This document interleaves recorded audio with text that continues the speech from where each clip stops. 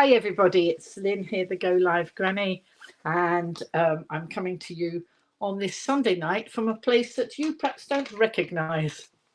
So let's just push these bits over there. I'm having to go live from my bedroom at my daughter's house.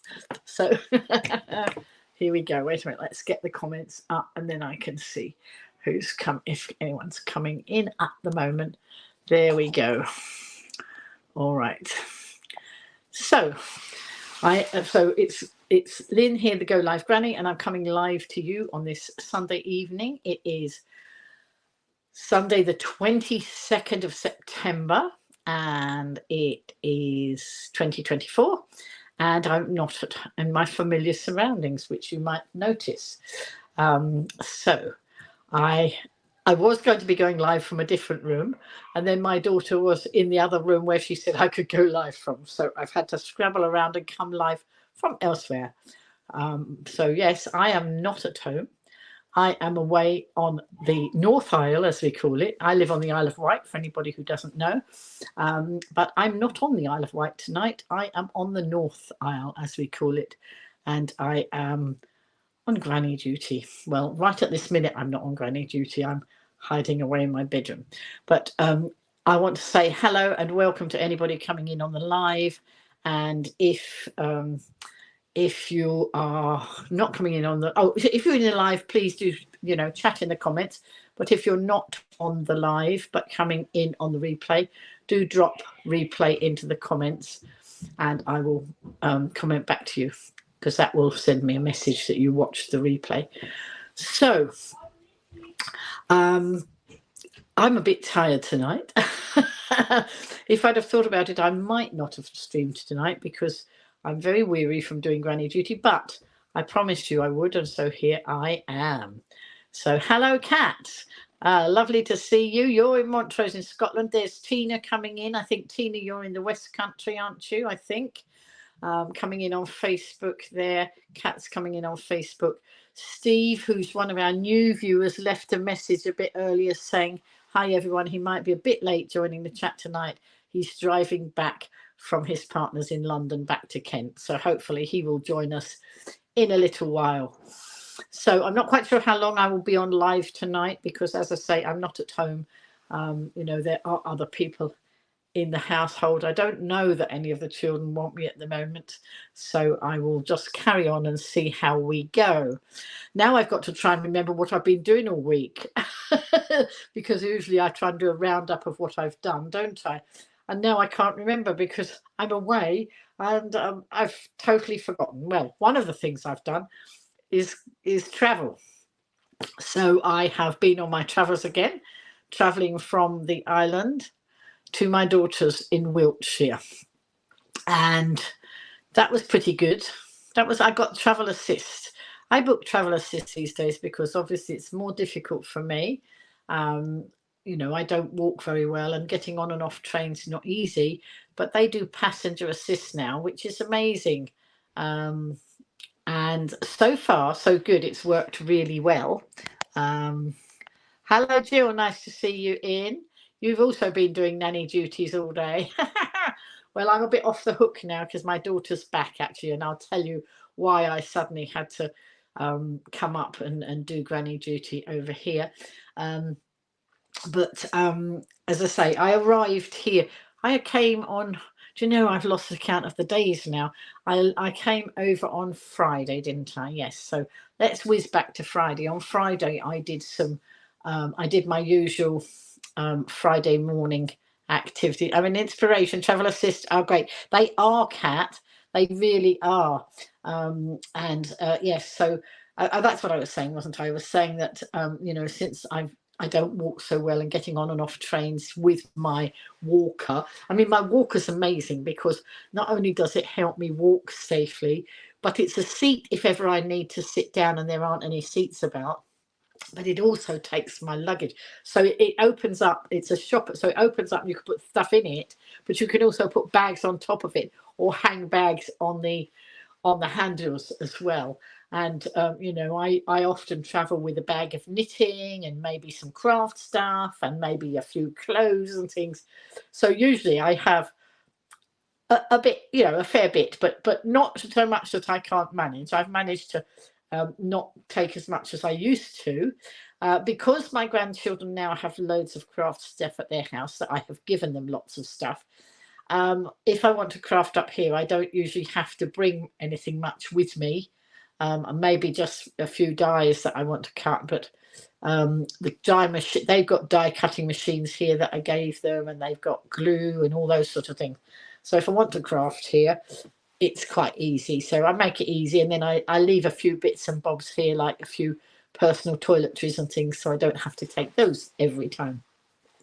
But I don't think last week when I said I see you on Sunday, I don't think I was aware, or maybe not sure, that I was coming up here today.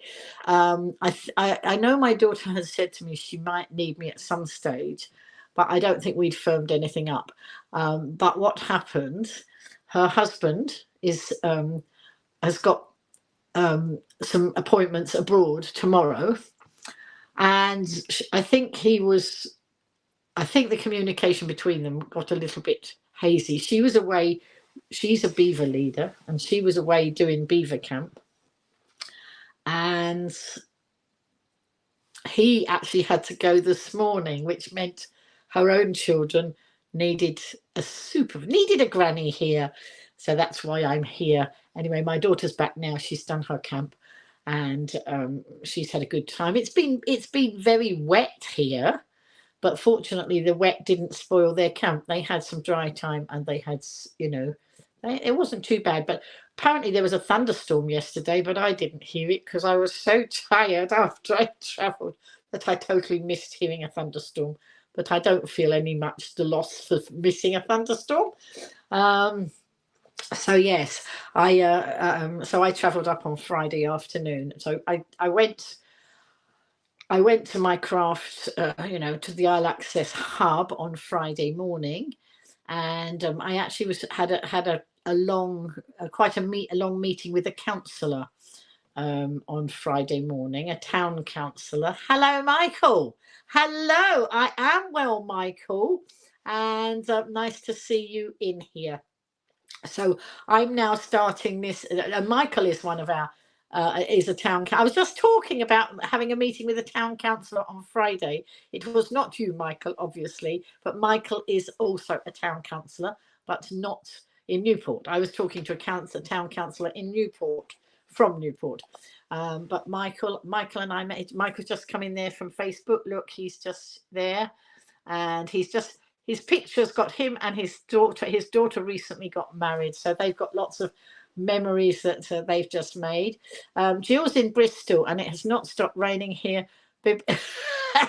Have you got an ark? Are you doing a Noah? Do you need an ark? Yes, I mean, I'm not 100 miles from Bristol, where I am, and it's been quite wet. But you know what? It hasn't bothered me because I'm indoors. I haven't had to go anywhere. I just had to stay and be a granny, doing whatever grannies need to do at these times, and it's been fine. It's been fine. But I've been looking at pictures of the Isle of Wight, and they've had a steampunk festival this weekend, and they've had sunshine for part of the weekend. So I've obviously left the sunshine behind and travelled, you know, to where it's a bit wetter. But anyway, Michael and I met. He's a counsellor. So some of you people on here I've only met virtually on the live stream, and that's perfectly fine. Some people coming in I actually know in person, and Michael and I met several years ago. Hi, Elizabeth. Several years ago, when I was on a campaign to help. Hi, Elizabeth. I was on a campaign to help save the umbrella tree. So Michael at that time was a local councillor for East Cowes. He's now a councillor. Oh, have you stopped being a local councillor now, Michael? I can't keep up with you. I don't know. I know you were doing all sorts of things, so I'm not sure if you're still a councillor. But he went from East Cowes to West Cowes, we our paths cross a lot, and we see each other at various things all over, you know, all around the island. And here he has popped into my live stream now, so that's good. And I'm going to remind everybody, one of the things I want people to do, and I'm going to say it now, I'm going to put the ticker bar across the bottom. Let's see if I can find the ticker bar. Wait a minute, because I want you all remember to do some voting if you haven't done it already. Let's have a look and see if I can find. Sorry, let's find. Oh, here we are. Look, I'm going to put that across the bottom. So anybody who wants to help me help the island become an award winner in the Wanderlust Travel Awards, if you look down at the bottom there, it says, please vote for the Isle of Wight in the Wanderlust Reader Travel Awards. And then it's got wanderlusttravelawards.com. So what I want people to do, let's go back to the comments as well. Let me have the comments up so I can see. Elizabeth voted already. Hi, Kath. Kath coming in from on YouTube. Rachel coming in on Facebook. Elizabeth said she'd like to meet me in person. Well, we could arrange that, Elizabeth. We'll have to have a somehow meet up at some stage. I'm not quite sure how we'll do it, but we'll do it. I'm sure we can. Yes, so those of you who haven't voted already, the Isle of Wight has an economy that's based on tourism. And, you know, our tourist numbers have dropped, and it would be really wonderful if the Go Live Granny community could help to raise us up again. And I know from past experience when I've asked the community to vote for things that you've done a jolly good job. And sorry if I'm repeating myself for some people, but other people won't know. You've helped by voting and sharing and asking other people to vote. You helped us win £50,000 of funding, lottery funding for one of our local charities. You helped ride Carnival to become the most popular carnival in the country. You helped Bembridge to become the most popular village, I think it was, in the south. In another set of awards. I think that was the Countryfile Awards. You've helped to do so many things. Now it's a really big one. Yes, wow, Kat, it's amazing. But it's the power of everybody working together. It's the power of the internet. And so the competition that's up at the moment, and we've got until the 18th of October, so we've still got lots of time, but we want thousands of votes, and I just want you all to help. And so on this one, if you go to that website that I've put down there, and go through the questions, it doesn't take very long. Go through the questions. When you get to number 9, category number 9, it is to vote for the most desirable island in Europe. Okay, that's the heading of the catalogue, of the category, and there are 25 islands in that category, right? But we want the Isle of Wight to be number 1 in that category, because that will help.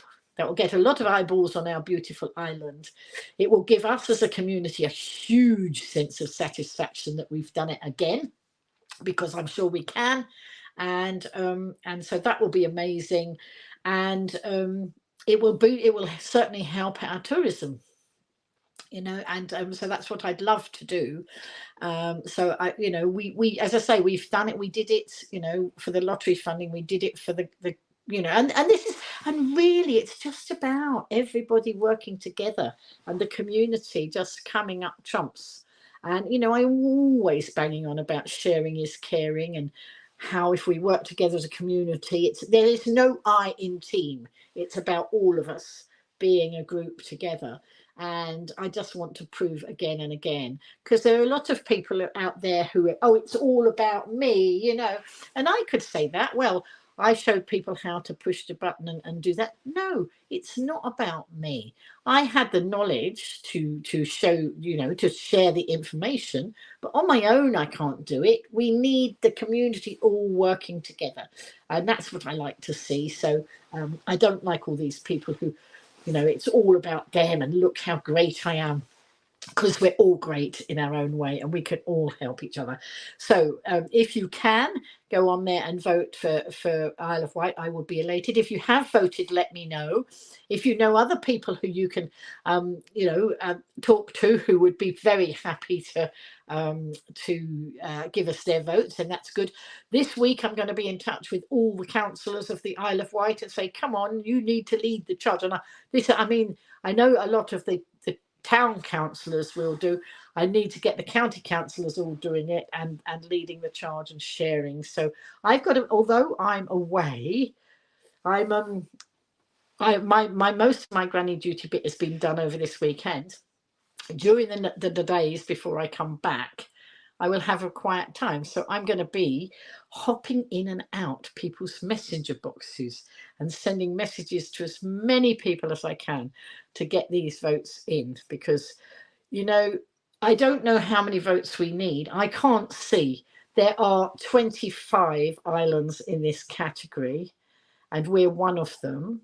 And I don't know what anybody else is doing, because I can't see how the voting's going. Sometimes when these things happen, you can see the votes stacking up. Sometimes you can't, and on this one we can't. We just have to go like a bat out of hell and get as many votes as we can. And I know that lots of you will not let me down. I know some of you have already voted, and I know some of you will vote, and I know some of you will go and ask your friends to vote as well. So I would love you to do that. So I will keep mentioning it. I will keep sharing it out. So if you see my post and you can share it, absolutely, just do it. Yes, we all have to use our councillors. That's what they are there for. Absolutely. And some of them don't believe, some of our councillors, unfortunately, and I'm not counting Michael here because Michael's a great trooper for the island, but some of our councillors only seem to be councillors for their own benefits. And, only one or two of them, but I've come across them, and I think that's not what being a councillor is all about. Being a councillor is about, working with your community and doing that. We do have some good councillors, but we have some that could be better, like on the school report, could do better. Anyway, I'm going to make we've got 39 39 county councillors. Yes, like our politicians. Absolutely, Elizabeth. Something sometimes happens to people when they get in these positions. Not everybody, as I say. And you know what? I considered being a councillor, and I decided I wasn't going to be a councillor, although lots of people said I would make a very good councillor because, I take up these causes. I don't want my wings clipped. I can do a lot of things without being a councillor. I can actually raise profiles and things without the restrictions of being a councillor, because I feel if I was a councillor I might have my wings tied, and I don't want to be like that. So that's why I won't. Anyway, let's go back to some of the comments. So Jill says, so she's going, Claudia Winkleman looked lovely on Strictly, makes a change from the black she normally wears. Absolutely, yes. She does wear a lot of black, doesn't she? But she did look nice last night. They all didn't they all look lovely on Strictly last night? And of course, I was in my element. Not only was I watching Strictly, but I was watching Strictly on a bigger TV than I usually have. I either watch it sometimes on my iPhone, at that size, or my own TV at home is not a lot bigger. It's only like that. So today, last night, I bagged time in front of a bigger telly because I could. And I said, it's, please, can I watch? And they let me. So your granddaughter said she looked like Princess Leia from Star Wars. Oh, how lovely. Elizabeth said she's missed Strictly. But Elizabeth, of course, don't forget you can watch it on catch up. If you've got any time where you can fit it in, you can watch it on catch up TV. So there we go. So Kat's saying, yes, we all have to use our councillors. And Elizabeth was saying, like our politicians. Absolutely. So I'll get off that political hobby horse. So because you all know, my views on those sort of things. Well, you don't. A lot of you will know my views on those sort of things because I'm never pretty quiet about, if I feel that something, you know, needs pointing out, then I will point it out. And I get a lot of people who come to me and say, Lynn, such and such has happened, and then they want me to take up the cause, and they know that I will, and I'm not frightened of putting my head above the parapet. I did notice today that one of our ride counsellors has put up that the people are there to change the bus shelters. Now this I mean, this is a classic total waste of money job. Okay, no, not to change the bus shelters. We need the shelters changed, but this is a brand new, what do they call it? They call it the ride interchange. So where our station is, in Ride, we have a station, a ride station, and we have a train that goes up our pier to meet the fast cat that comes in across from Portsmouth. And then we have a train that goes along, well, I don't know how many stops it goes along, so we have a train there.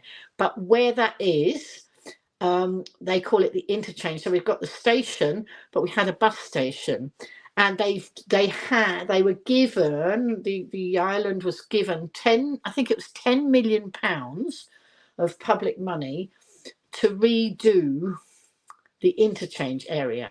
After all, this is where people first see the island sometimes. If they're coming in via hovercraft or via the fast cat, Ride is where they land. And it wasn't particularly special or anything, you know, that was very exciting. Anyway, before the current councillors were in, the previous people decided what they were going to spend this 10 million on. And I don't think they made the most sensible decisions. Don't forget, this is my opinion. I might, you know, other people might have a very different opinion than me, but I don't think the wisest decisions were made. And anyway, so they've been finishing off the interchange. But some of you will know that I was down at the bus station months and months ago, because instead of giving us seats in bus shelters waiting for the buses at the interchange, they put budgerigar perches there. What do I mean by budgerigar perches? They've put some silly little good evening, Joy. I'll come back to your comment in a minute, Joy. So when they started redoing this, they first of all, they didn't even have any shelters for any of us when they started reorganizing the buses. Well, yeah, I think there was one shelter tucked in the rose garden right in the back. There were no seats for anybody to sit on, and we were all open to the elements. Nobody had thought, hey, what happens while we're doing the building work to all these people? And don't forget, we have quite a big elderly, we have a lot of elderly residents on our island, and a lot of us, you know, catch the buses and that. So I was quite vocal about it then. But so they did that, and then when they actually put the bus shelters up, they're pretty crummy. They've been falling to bits already. You know, new shelters, but they put these, well, they called them seats, but they were so high. I've done live streaming with them. Some of you might have seen my live stream, and of them, you know, and they put this a tiny little seat. Well, most people's bottoms aren't that small. Mine's smaller than it was, because I've lost I've lost 3 stone. Put on 2 or 3 pounds this week, but it's coming off again now. Okay, so so you can't, you know, it wasn't easy to sit on these these so-called benches, but they were so high. That's why I say it's like a budgerigar perch. We're not budgerigars, and we don't want a perch on the top of a seat. Sorry, I'm on my hobby horse, but you know what I get like. And when they first were put there, I was going to a meeting at the Ride Castle Hotel, which is very near the bus interchange, and I knew that the leader of the council was going to be there. And so I went and looked and assessed the situation, and then I went to the meeting and I said, Phil, have you seen what they've done? And he said no, he hadn't, but he'd heard about it. So I made him aware, even more aware, and said this is not okay. Anyway, it seems so their reasoning, now this is criminal, this is absolutely criminal. The reasoning for putting a very narrow type seat and very high is so that the homeless can't sleep on it. Now, in my book, that's absolutely criminal, because if we're not doing that, what are we doing for our homeless? We're certainly not helping all the pensioners who are queuing at the bus stop and need to sit down. You've got the purchase in Bristol as well. It's a dreadful situation, isn't it? So anyway, I noticed that one of the councillors has, hello Barbara, I've noticed that one of the councillors put up today that they've arrived to change the shelters, and so hopefully the benches as well. I have put a comment on there, and I will private message her and say I hope they are now addressing this, because it's ridiculous. And also, what are we going to do for our homeless? Because making sure that they can't sleep on a bench in a shelter at night when nobody else is getting on a bus, because most of the buses, I don't think all the buses run through the night. Why aren't they allowed to sleep on the bench then? If we failed them and, you know, we're not doing anything for them, it's pretty criminal, isn't it? Yeah, Elizabeth's saying it's absolutely horrible to make a decision like that, not to help a homeless person. It's my life a bit better. Absolutely. Kat's saying I'm great. Well, I speak from the heart, you know, and I say it like it is, Kat. I get myself into trouble, but I don't care. If something needs highlighting, then it needs highlighting. It's not a very Christian attitude, is it? You know, maybe they'll say they're not Christians, and they certainly aren't acting in a Christian way. Ailey supports the homeless project in Scotland. Well done, Ailey. Let's go back. I've missed some of the comments here. Let's go back. Right, let's have a look. Right, so Joy's saying, evening, Lynn, you look so amazing. Oh, thank you. I feel pretty amazing. I'm pretty tired actually today, but I haven't got to do anything much, and I can catch up on my sleep later. What do you think about stopping our bus pass? It's going to be so hard for. If they stop my bus pass, then I will live stream and live stream and live stream, and I will make a big fuss. You know, it's bad enough that they're trying to chop off the winter fuel allowances and all these other things, but you know what? It's absolutely stupid. It's brain dead. It's absolutely brain dead to do these things, because, for example, with the winter fuel allowance, if you stop the winter fuel allowance, then people are going to get ill. And and trust me, remember, I had pneumonia, 18 months ago. I know how ill I was. I know how near to death I was. This is not a good thing. I'm well now, fortunately. But if people, if we stop them having if they stop them having the winter fuel allowance, instead of giving them the money for the winter fuel allowance, they're going to have to put more money into keeping them well, you know, because they'll all suddenly be in hospital. So they've only shifted the bump from here to here. Doesn't make any sense, does it? But there you go. Who am I? I'm just, an old granny who doesn't know much about it. Elizabeth saying, where I live, we often go to Southport, and they had a park and ride. It was brilliant. You can park your car and get a bus anywhere in Southport, hop on and hop off bus. And now it's been taken away now, and we are parked up and have to walk to shops.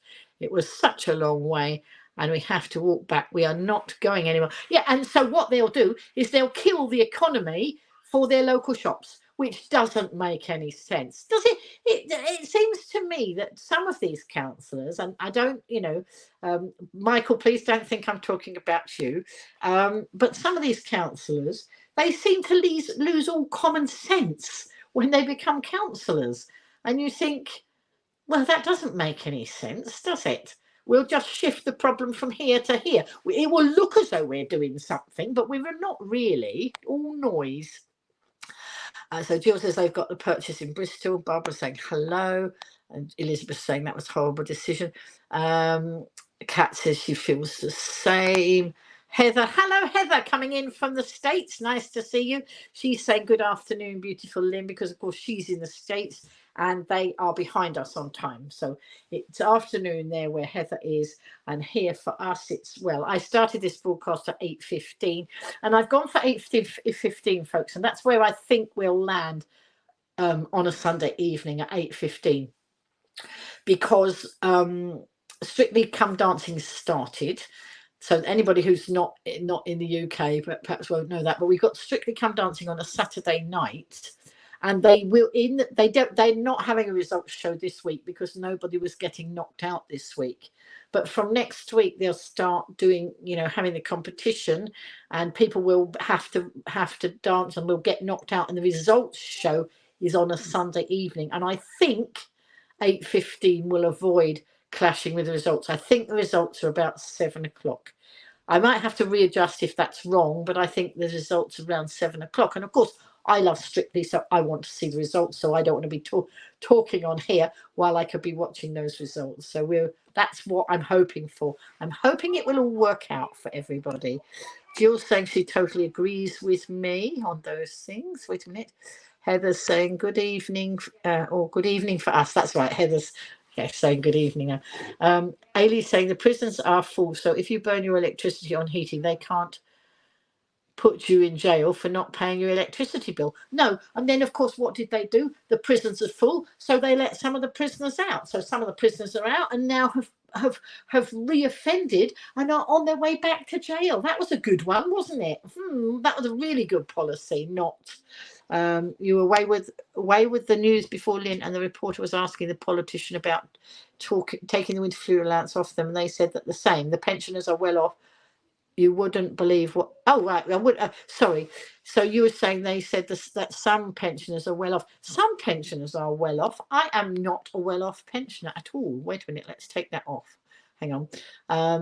Some of us are not well off. Some of us, I have been at a point where I wasn't even sure where my next meal was coming from. But, I live in a community of people who watch out for me. My situation has improved from that, but I am certainly not a rich pensioner by any manner of means.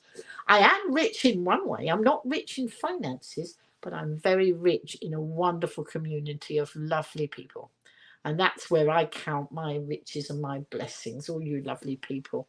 Barbara's saying it's 2:50 there. Barbara, where are you coming in from? I can't remember. Your States as well, aren't you?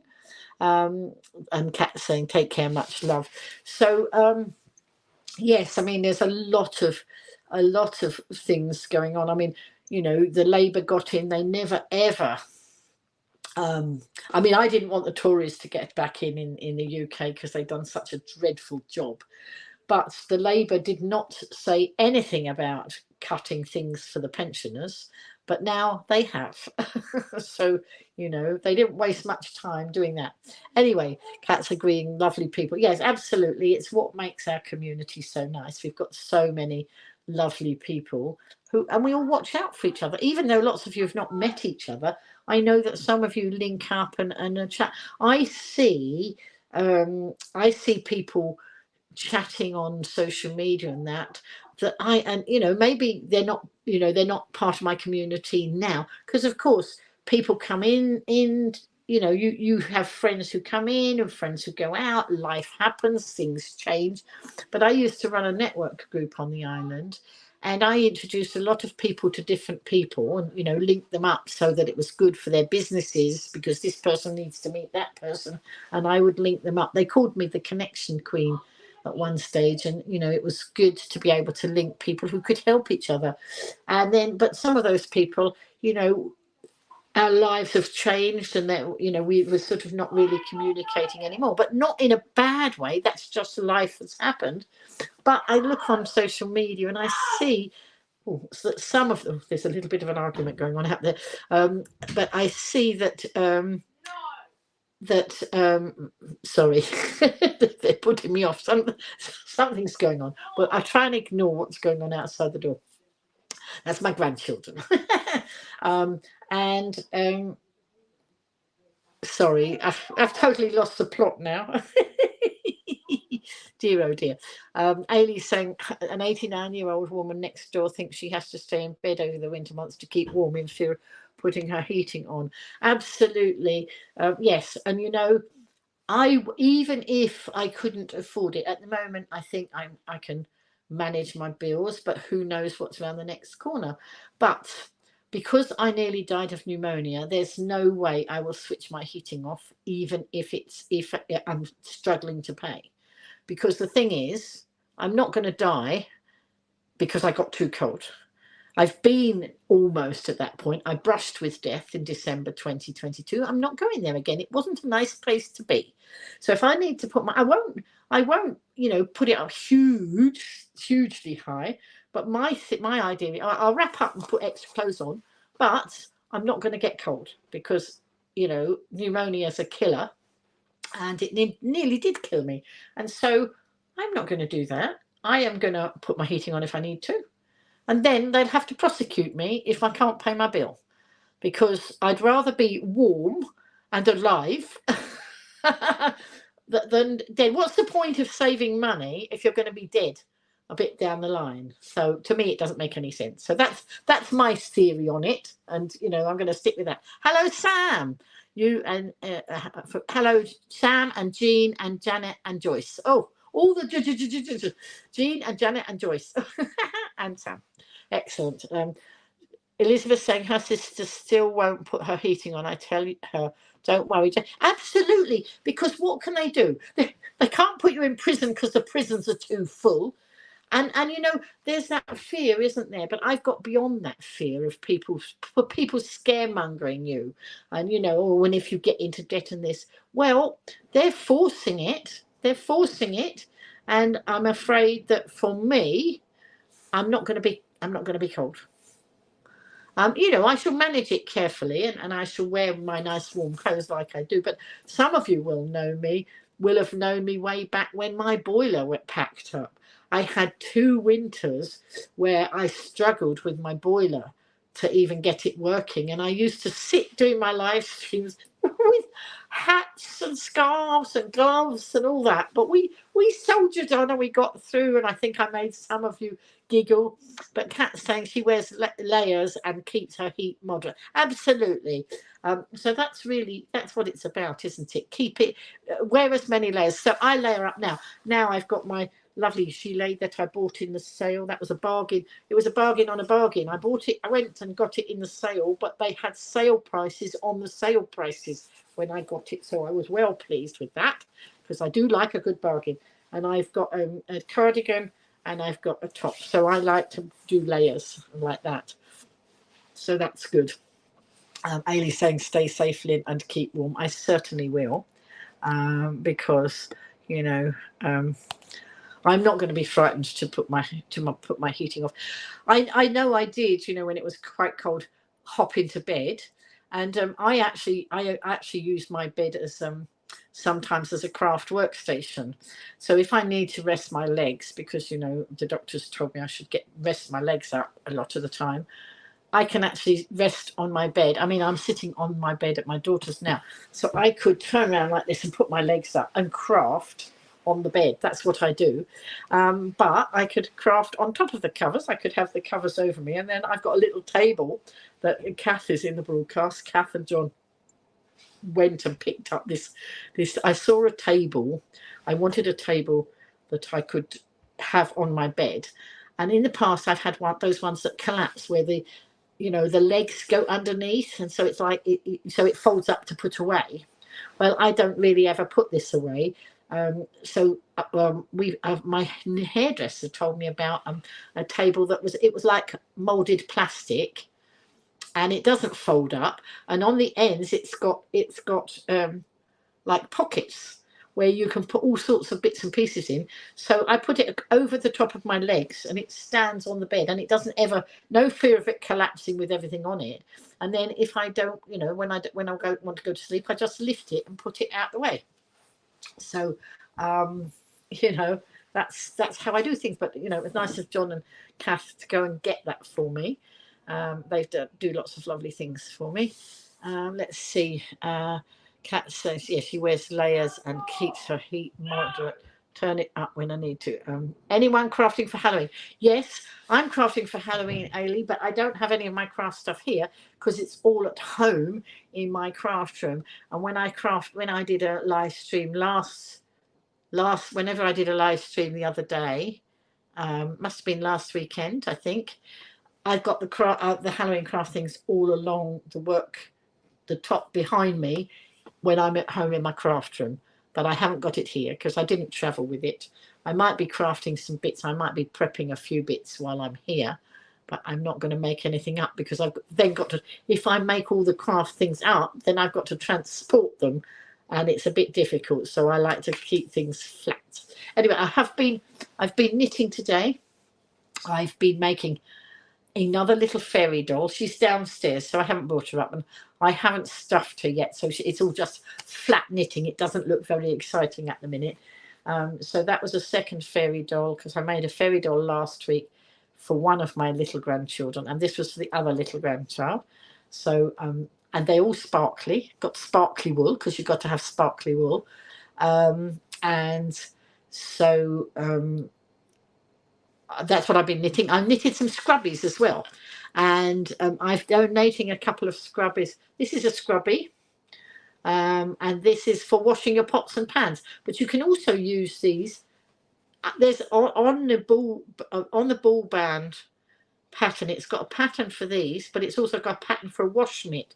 So I might make it into wash mitt. I can actually use it like that, but it's quite good. And I throw them in the washing machine. So I have clean ones every day, and I've got them in different at home. I've got them in all different colours, and they're really good for getting the pots and pans clean. And so I've been doing those. But I was using some wool I bought years ago, and so for a ball of wool, like 100-gram ball of wool, the ball band that was on that ball of wool said like £2.80 or something. But of course, like everything, the cost's gone up and up. And I looked on Amazon to see how much those sorts of balls of wool cost now. And it's nearly £10. But that's a huge rise. But of course, you can knit several out of one ball of wool. And it will still be better for the environment and more economic than buying lots of sponges that go all greasy and slimy and then fall to bits. So that's why I'm doing. It's not the most exciting project in the world, but actually it gives me a lot of pleasure to be able to make my own scrubbies. And then I've put some in my daughter's sink now. So Sam thinks that Toya Wilcox or Paul Merson will be going home on Sunday. We are talking about Strictly Come Dancing, which started the proper launch show was last night. So that was the first show where the celebrities all danced with their partners, and so they don't knock anybody out in the first week. But I think that people. I think the judges are sometimes a bit harsh. Some of them are a bit harsh. Bearing in mind that a lot of these people have never danced before. Bearing in mind some of these people are either pensioners or approaching that, over 60s, some of them, and it's very different for somebody in their 20s taking on the dance challenge to somebody in their 60s doing it. So anyway, but I loved it. And of course, I love the costumes. I absolutely love the costumes. I used to make dance costumes when my daughter was in a dance school, and they had a dance show, and I made loads of the costumes to help other people out. And I just love it. The more sequins, the more glitz and glamour and, trimmings, the better. I absolutely love it. Hello, Tom. Tom is from Ipswich. Tom is coming in on YouTube, and he's from Ipswich in Suffolk. He's been in our community before. Ailey's knitting hats, orange, purple and black children's sizes for the Centre charity shop in Scotland where she lives. And Ailey has done a lot of knitting for charities here on the Isle of Wight, and sent a lot of stuff down to us. So that's amazing. Thank you, Ailey, for all those things. And I did notice this week that the big knit is back on. So some of us were wondering what was happening because if you don't know what the big knit is, I will explain. Well, even if you do know, then you know. But if you don't know, I'll explain. So the big knit is people all over the country are asked to make little hats that go on the top of the smoothie bottles, the smoothie drink bottles. And the campaign's called The Big Knit, and it's been going on for years and years and years. And the idea is that we make these little hats, because of course, don't forget, the innocent bottles are put in the chiller cabinets, aren't they? And of course, in the chiller cabinets, they get cold, don't they? So they need hats on. That's my take on it. Actually, I stole that from somebody else. So anyway, what happens is at certain times of the year, they put the little hats on the smoothie bottles and they sell them.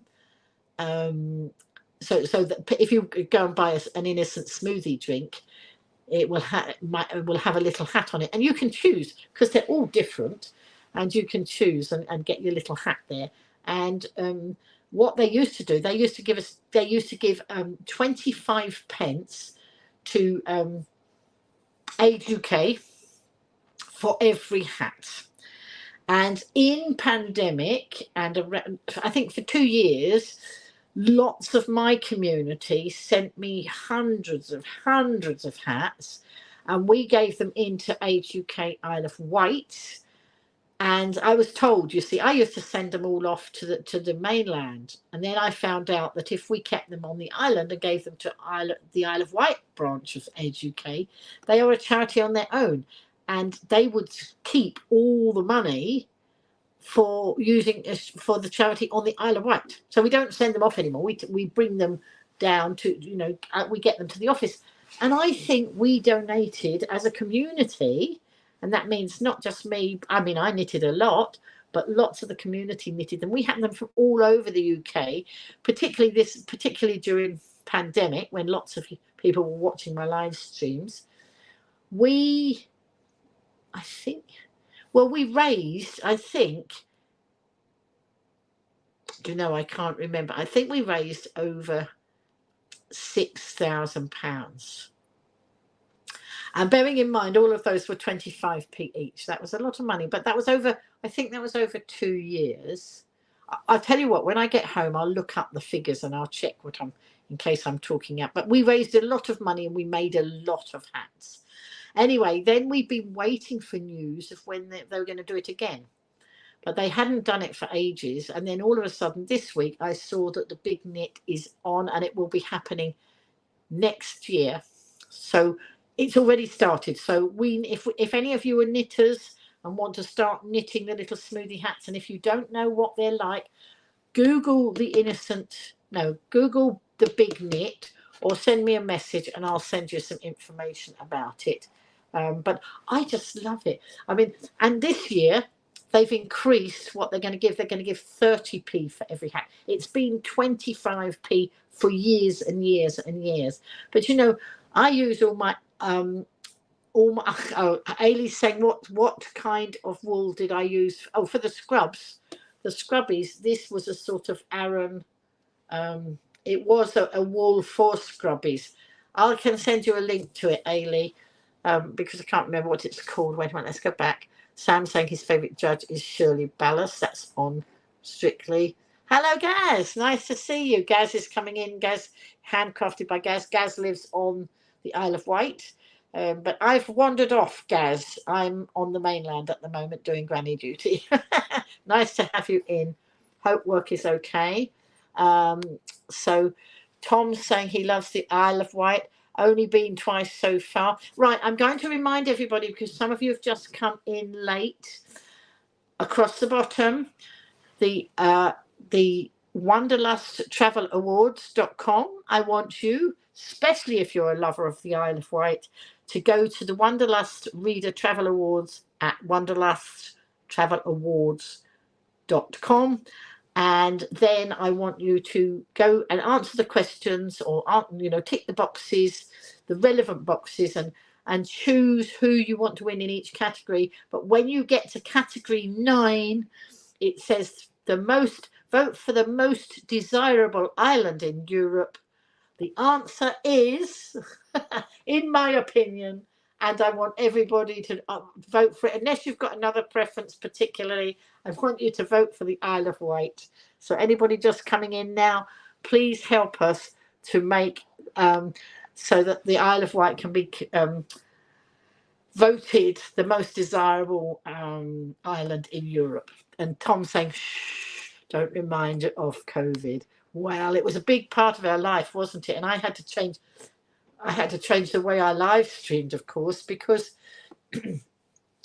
I was a live streamer of events. I was a live streamer of carnivals. I went out and I live streamed carnivals and penguin plunges and classic car shows and Santa dashes and all those sorts of things.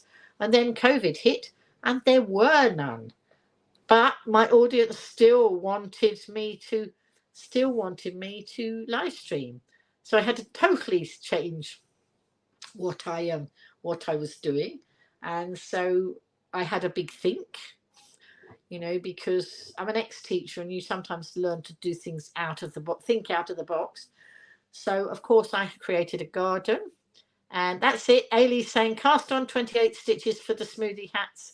That's it. So if you want there are a lot of free patterns. If any of you want to do the smoothie hats, Google the big knit and there are loads of patterns for them.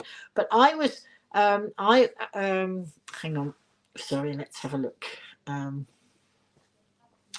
So yes, Ailey sent me 200 smoothie hats. I knew you sent me a lot, Ailey, and people all around the country. So going back to how I had to change. So I was live streaming my garden because that was something I could do from home and entertain the people who still wanted me to live stream. And then I talked about my knitting, and one of my pals shared me into all the knitting groups, which is how we connected with so many knitting people and ended up with all those lovely things being knitted and sent to me. It's amazing, absolutely amazing, the power of how this all works. And so that's how I adapted from being the Go Live Granny streaming carnivals to just having to live stream different things because people wanted me to live stream. And I did all the way through COVID, and I did a lot of live streaming until I was seriously ill myself. And then obviously I had to take a break and put my health first, because if I'd have ended up pushing myself too hard and I didn't make it through that illness, I wouldn't have been back to live stream at all, would I? But here I am. You've got me back. Smoothie hats can also be used for Barbie dolls and egg cups, says Ailey. They certainly can. And Kat's saying, I keep her going. Well, this is about a two-way process, because although it's me on the camera and setting all this up, whoops, hang on, let's just do, no, come on. Though it's me on the camera setting this all up and chatting, you keep me going as well. It's a process where we all help each other, and it's just nice. And some of you have given me ideas for different things, and people wanted different themes for knitting, so we've done all sorts of knitting for all sorts of different charities and different reasons, and we've done all sorts, and a lot of it has been down to those of you on here, putting suggestions in. And so it's been really nice. It's been an amazing community. I mean, I really think I should write a book, but I haven't got time to write a book because I'm too busy. But I suppose I should, but I don't know. About one of the live streams, one of the books I was going to write was the power of the internet and the power of live stream, because of course we've seen the power of live stream. We've won 2024 some good news, bad some horror show. We want some good news. Is that what you're saying, Tom? I think you're saying we want some good news because there's too much horrible things going on in the world, and we don't want that. We just need to keep boosting each other and helping each other out. Lots of people these days have mental health issues because of the horrible things that have gone on.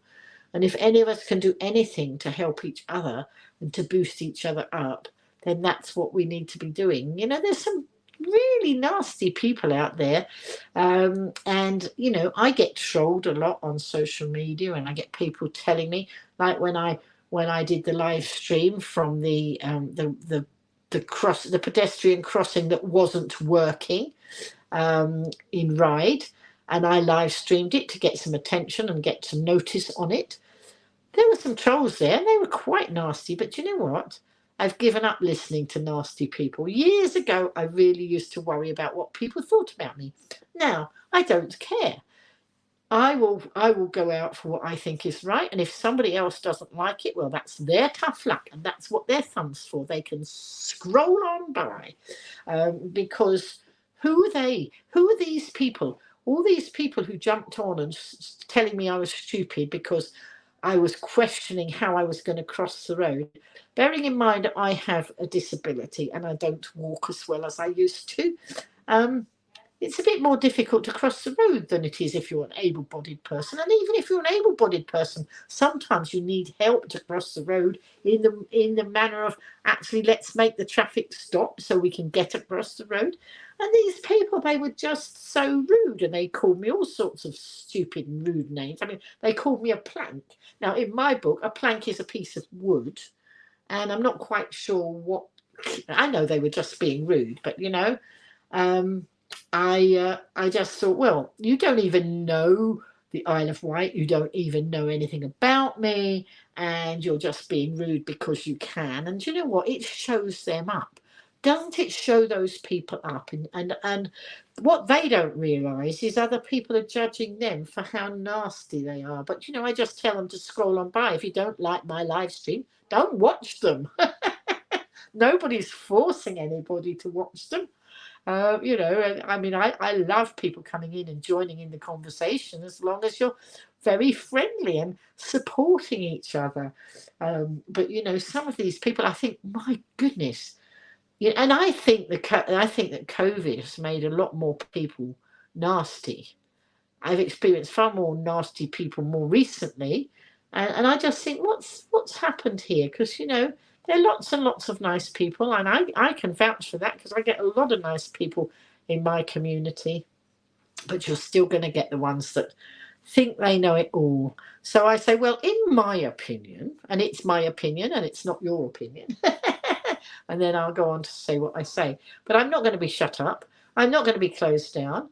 I'm the Go Live Granny, and I can go live and I can talk about what I like. That's why I won't be a counsellor, because I don't have to conform to any rules. I tell the truth. I don't ever make stories up, because there's no point. You get caught out if you lie. Why would you lie? Make any sense, does it? Anyway, apart from that, let's get off that hobby horse, because I've got lots of nice people in the community. So let's talk about other nice things. So one of the nice things is I'm here for a few days with my family, and so that's nice. Don't start about no. Well, let's go off the subject of COVID now, and let's talk about other nice things.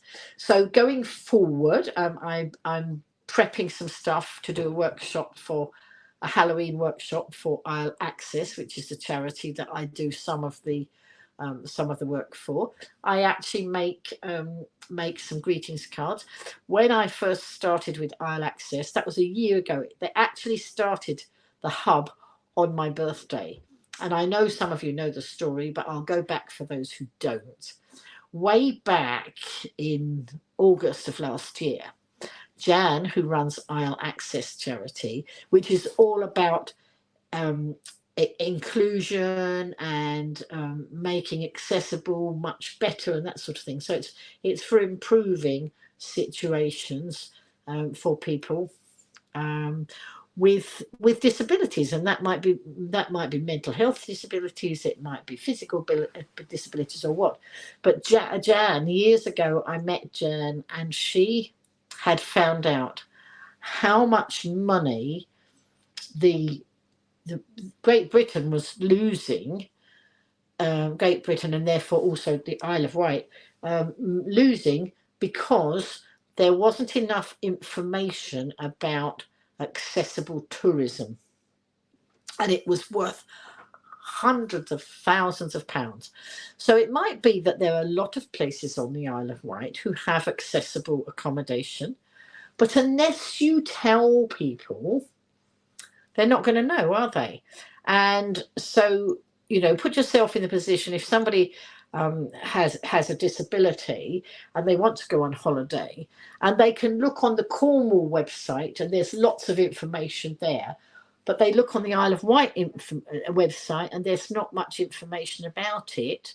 What are they going to do? They're going to go to Cornwall because they haven't got to troll through and find the information that's not readily available. They're going to go where the information has already been put out. So Jan had worked this out, and she quoted, and I can't remember the figures, but it was astronomical as to how much money was being lost in tourism because the information wasn't available. And so here on the island, she's done years and years of work on that front, and she advises now on venues or hotels or whatever as to how they can become more accessible and what they can do and how easy, because sometimes some of the things might only be a small tweak. Some things are more expensive, obviously, and I've noticed this week that in Ryde a post went out to say that there's some grants available for premises, for high, for making the shops more attractive, and the shop fronts and that sort of thing. But also part of that is accessibility. So there's some grants being given for improving some of the places in Ryde. So it's and of course, when we're talking about disability, we're not just talking about people with a walking disability or or in a wheelchair. There are so many different disabilities. So there are many, and of course, having no sight, that's a disability. And thinking of that, who thought Chris was amazing last night on Strictly Come Dancing? Chris, so for those of you who don't know and are not living in the UK, we have our first blind celebrity who took part in hello Caroline, who took part in Strictly last night. And that was amazing. He's a comedian here on the island, and I've only discovered, not on the island, sorry, in the UK. And I've only discovered him recently, but he's very, very funny. And there he was dancing in the Strictly Dance competition with his humour as acute as ever. But wow, his partner, Diane Buswell, wow, she must be doing an amazing job, because of course she can't stand there and demonstrate how the dance goes because he can't see. Normally that's how one of the professionals would teach the dance, stand there and demonstrate it. But when you have somebody who has a sight loss and they can't see, you've got to come to a very different way of putting that across. And actually they did a very good job, and I was thrilled to bits. And I think he got a standing ovation last night, didn't he? I'm pretty sure he did. So anyway, Caroline's coming in there. Caroline is one of our residents of the Isle of Wight. I'm not on the island at the moment, Caroline. I'm away on the North Isle, but I will be back soon. Yes, so this weekend I have missed another event. Well, I don't know whether I would have gone to it. I might have done, but these days I don't go to as many events to live stream them because other people are all doing that, and then I just share out the live streams. I went and live streamed everything in the beginning because nobody else was, and I was sharing it all out for people to know what was going on our beautiful island. But now I don't feel the need. I feel that I can slow down a bit on that front. So that's good. So I'm just thinking, what else have I got to tell? They're already telling us how many weeks, how few weeks left to Christmas. Scary, isn't it? But as I say, I'm prepping on the craft front for Halloween first to do Halloween craft stuff. And I was telling you, wasn't I? I skipped. I do this all the time. I was saying that we started the Warm Hub a year ago, and so we're now into our second year of the hub. And Jan set that up for people anybody can come to the hub. Anybody who wants to just have a chat, a cup of coffee, maybe some biscuits. I steer clear of the biscuits because of my, I'm losing weight deliberately. But Jan does put some fruit on the table these days, which is lovely. So I have fruit when some of them have biscuits, but that's fine. And yeah, we have a good time, and we've had a few more people coming to the hub recently, which is really nice. So that's been a year round, and now we're into our second year, so that's good. And so, Jan asked me to prep some stuff for Halloween, for workshops for Halloween, and she's asked me to prep some stuff for Christmas, which I'm doing. I'm having a great time too with all this prepping. And I haven't got much with me. I've got knitting with me more this week. It's easier for me to bring knitting than it is to do craft stuff while I'm away. But if I need to do anything, I will. Oh, but I know I started to say, didn't I, about selling cards for Isle Access, because when we were first down there and I was doing some crafting there, and I know I've said this story already, but different people come into the broadcast, so different people hear different bits of the conversation. So one of the guys who works out, so we meet at this is a big mouthful, Newport and Carisbrooke Community Council building, right? And we meet in there. So the council offices are upstairs and we're downstairs, and we meet there on a Friday morning and have done for a year. And one day I was making a card, because I like to make the wow cards, the cards that people like to keep and don't throw in the bin. One of the chaps who works there, Nigel, he saw one and he wanted me to make a card he'd got somebody's birthday, so I made a card. And then we looked up on Etsy and eBay to see how much these cards sell for on there, because we wanted to get some money in for the funds. So we're getting some good money in for the funds now. So that's for the Isle Access funds.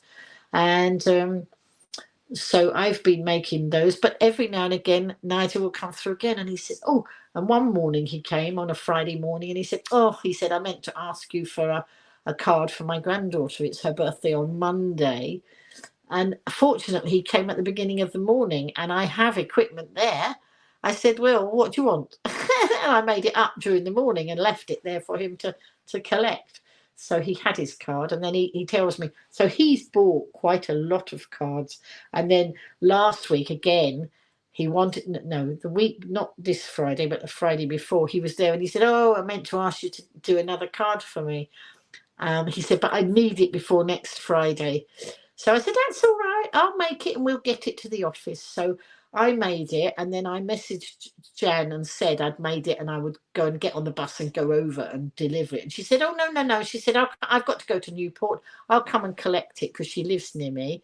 Bye, Elizabeth. If you've got to go, that's not a problem. I'm going soon too. So Jan took it in and he collected it, and then he left the money with the people there, and Jan's had the money. Good night, Elizabeth. That was good, so that's been helpful. And Jan's just asked me to make some more gift boxes, because last Christmas I made a whole load of gift boxes, and I think she's got an event coming up. She's got a Christmas market or fair or something like that, and she said, would I make some of these things for that, and would I be able to go and help at the fair? So unless I'm away on granny duty, I will be able to do that. So I need to make sure that's in the diary. I need to make some of the boxes. I absolutely love making gift boxes, and there are some stunning and amazing gift boxes out there, and they're very simple to make. Some people think, oh wow, that's really tricky. And when I teach it, hello Steve, just got in. I did mention you at the beginning of the broadcast because I noticed just as I was going live, Steve, that you had left a message saying you would be joining us, but later because you were driving back. So welcome, Steve. There we are. Look, let me just put you up there so people can see you're coming in from YouTube. So Steve is just joining us. So that's nice to have you in here. And Steve, you will see I'm not in my familiar surroundings. I'm on granny duty. Not right this minute because my daughter's back now, but she was away, and you just clocked in. Well, I'm glad that you got back safely, Steve. That's nice to know. So yes, so we've been having a chit chat. If you want to, you can watch the replay, but we're covering. You thought it looked different. That's fine. Well, I was going to live stream from my son-in-law has a home office, and he's away at the moment. And my daughter said, "Oh, you can do it from there," and I was going to do it from there. And she'd had a phone call, and she was sitting in her lounge, and some of the children decided to go in the lounge.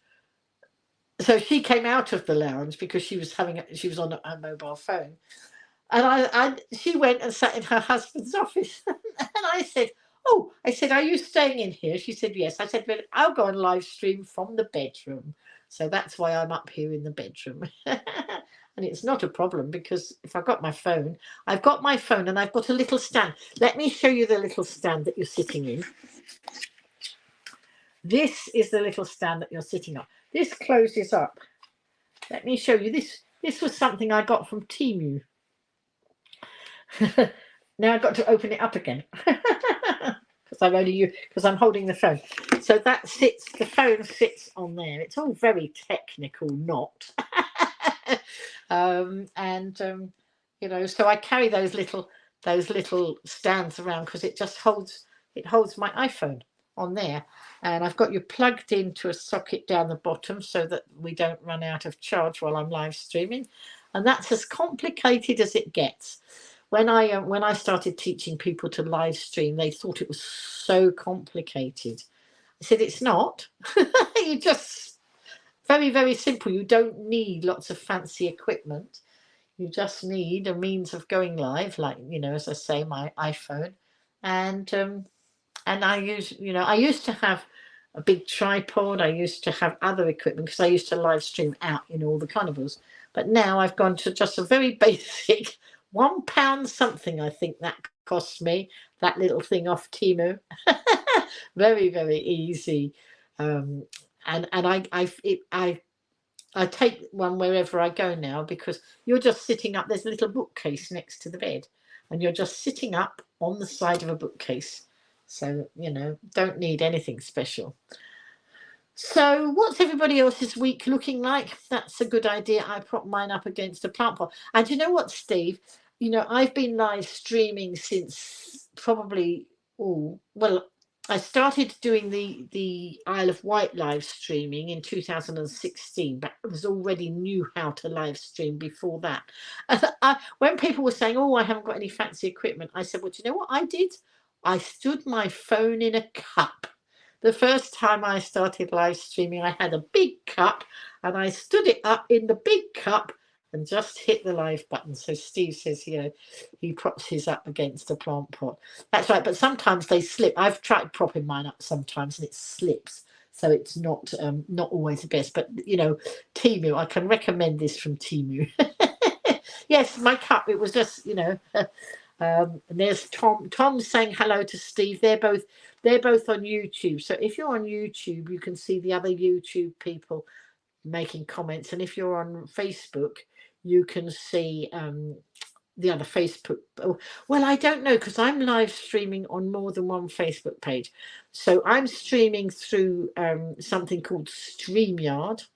And so I can for the tariff I'm on, I can stream on 3 places at once. So at the moment, I'm live streaming on my Go Live Granny page, my YouTube channel, and my Lynn Blackledge personal page.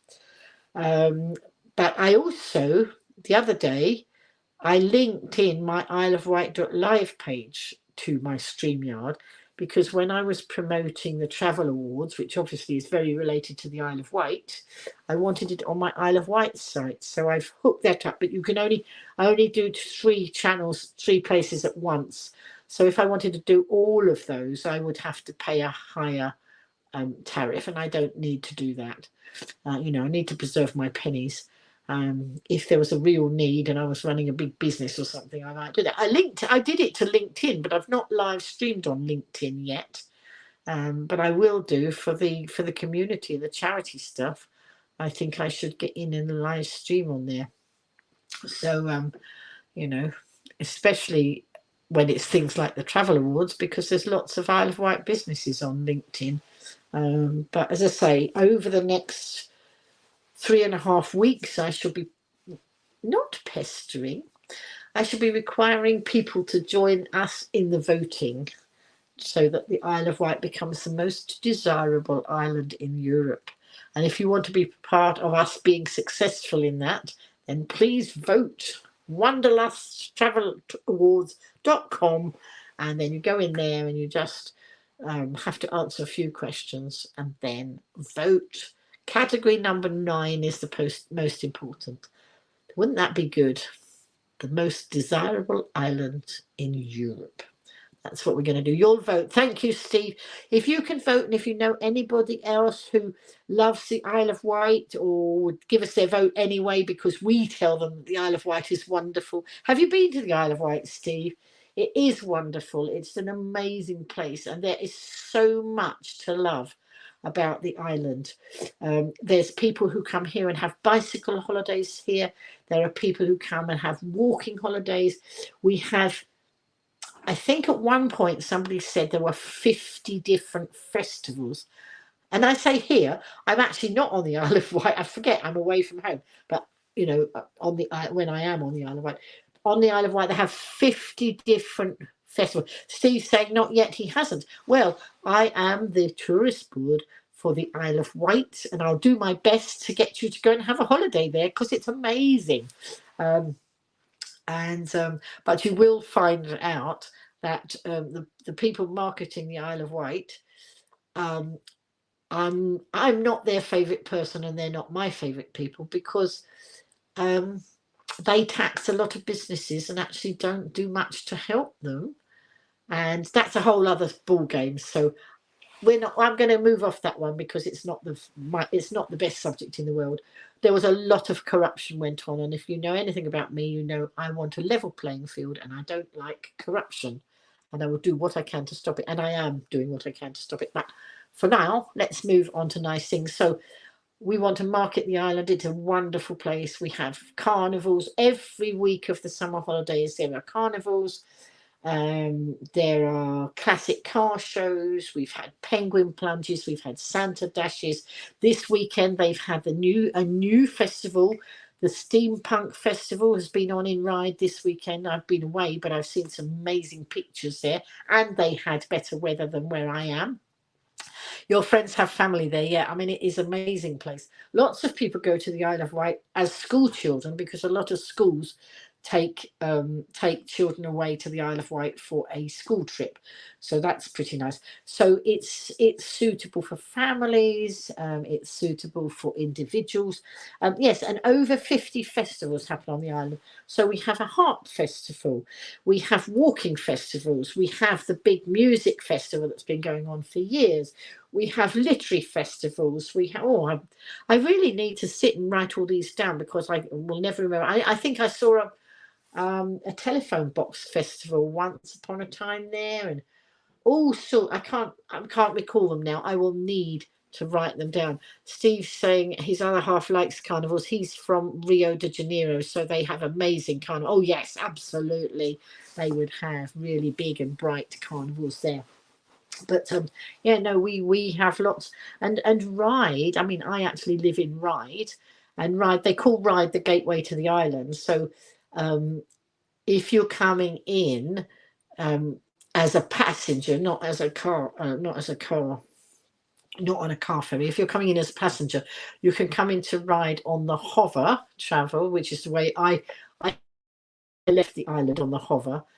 So hover from the Isle of Wight to Portsmouth and Southsea, or the fast cat from the end of Ryde Pier to Ryde Portsmouth Harbour Station, if you're doing it on public transport.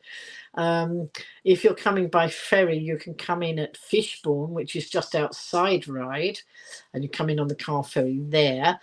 There's a car ferry that comes into West Cowes, and there's the Red Jet, which is a passenger ferry that comes into East. Wait a minute. No, I got that wrong. The car ferry comes in at East Cowes, and the other passenger ferry comes in at West Cowes. Getting myself muddled up. I'm sending you all the wrong way. What sort of tourist guide am I? Rubbish.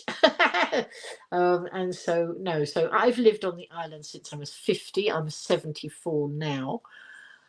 I used to live in London, but the Isle of Wight, I love it, and I just want to promote it and make sure everybody knows what a great place it is, because then our businesses will survive.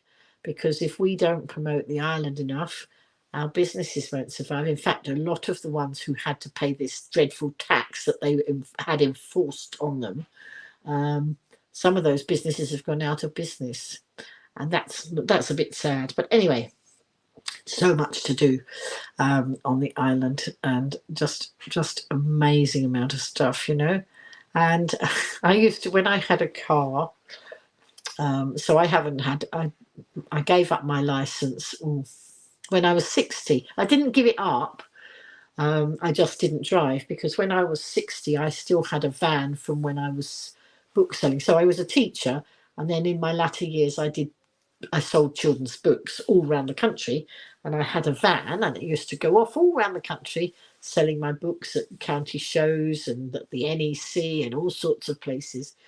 But when I was just after I was 60, I wasn't selling the books anymore. I just stopped selling the books, but I still had the van.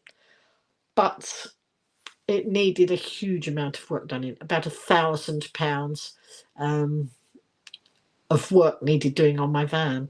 And I didn't see any point, because I didn't need the van to go around the country anymore. And I'd just been given my bus pass because I'd just turned 60. So I'd got a bus pass that wasn't going to cost me anything to travel. And thank you for whoever's doing the thumbs up. My son showed me how to do those thumbs up. Those of you who see the thumbs up suddenly appearing in the middle of the broadcast, and the fireworks that came there. One of my sons showed me how to do that the other day, because I hadn't realised how you do it. Tom's saying Brazil is huge. Haven't been, but people who have. Yes. Brazil, they say that's where the nuts come from, don't they?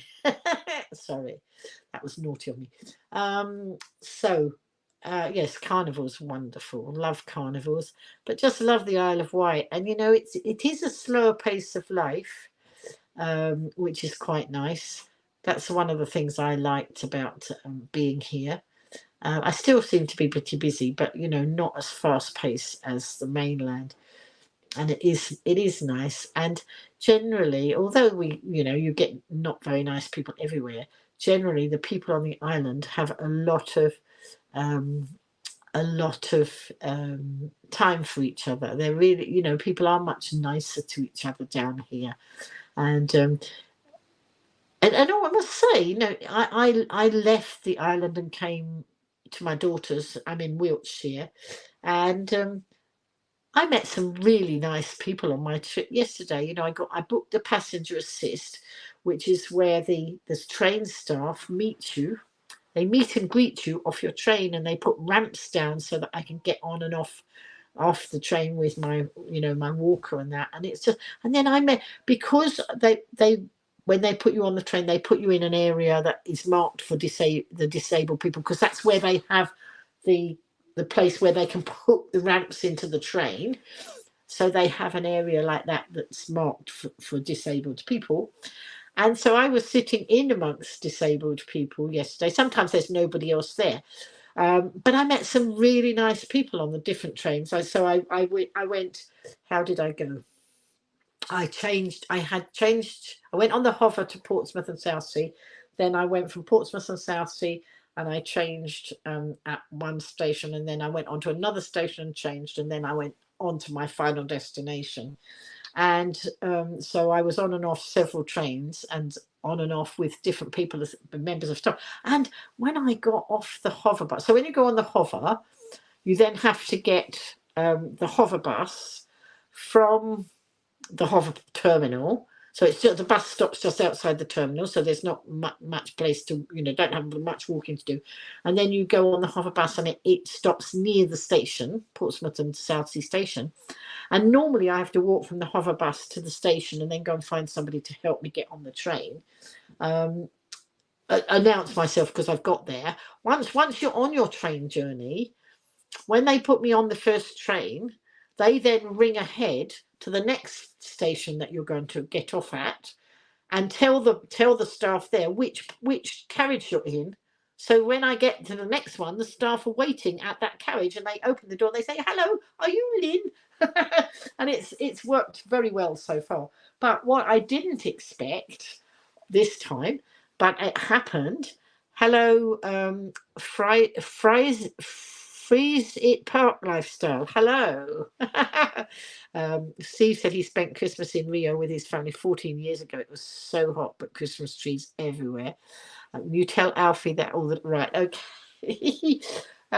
So anyway, what was I going to say? Oh yes. So the guy, I was trying to get off the hover bus, and there were a lot of people waiting to get on the hover bus. It was Friday Friday early evening, and a lot of people were commuting, obviously back from the mainland, back to get the hover to the Isle of Wight. And there were a lot of people waiting to get on the hover bus. And you know how people don't get out the way so you can get off? They don't realise that they actually need to get out the way so that you can get off so that they can get on. They get in the way, and that's what was happening. They were standing in the way, and I was trying to get off the bus with my trolley. And then this guy appeared in a high-vis jacket, and I thought he must be something to do with hover travel. But he wasn't. He was the South Western Railway staff, and he'd come out of the station and round to the hover bus stop, which is just round the corner, to meet me. And he said, "Oh, you must be Lynn." And that was it. And it was lovely. So that's the first time I've been escorted from the hover bus round. Usually I have to walk that bit on my own. It's the difficult bit, obviously, is getting on and off the trains.